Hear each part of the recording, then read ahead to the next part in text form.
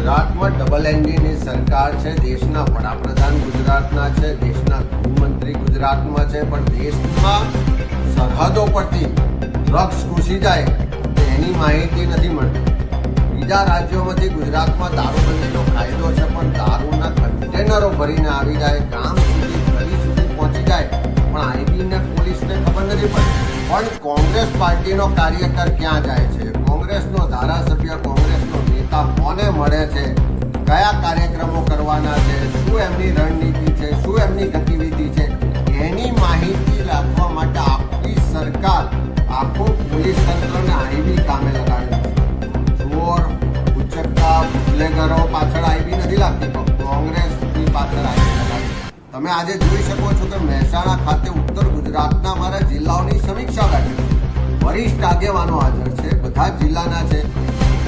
ત્યાં આગળ આઈબીના અધિકારીઓ આવે છે, આખી અમારી મિટિંગની આખી એની વિગતોની વિડીયોગ્રાફી કરે છે, અજાણ્યા થઈને આવે છે, કોઈ મંજૂરી વગર આવે છે, અને જ્યારે પકડાય છે, વિડીયો ચેક થાય છે, ત્યારે અમારી જાસૂસીની સાથે સાથે આખા પોલીસ તંત્રમાં જે બધી ગેરરીતિઓ ચાલે છે, જે હપ્તા રાજ ચાલે છે, જે કમિશન રાજ ચાલે છે, જે અશ્લીલ પ્રવૃત્તિઓ ચાલે છે, એના પુરાવા પોલીસ અધિકારીઓના મોબાઈલમાંથી મળે છે.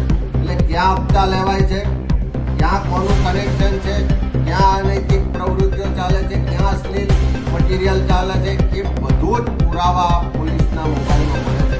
એટલે મારી તો રાજ્યના મુખ્યમંત્રી, ગૃહમંત્રીને કહેવું છે કે આ કોંગ્રેસની જાસૂસી કરવાનું છોડો. આ કોંગ્રેસને તમારા આવા જાસૂસીથી કોઈ ડરાવા ધમકાવવાની વાત છોડો. આ ગુજરાતની જનતાની સુરક્ષા માટે આ પોલીસ તંત્રને તમારું આઈબી તંત્ર લગાવો.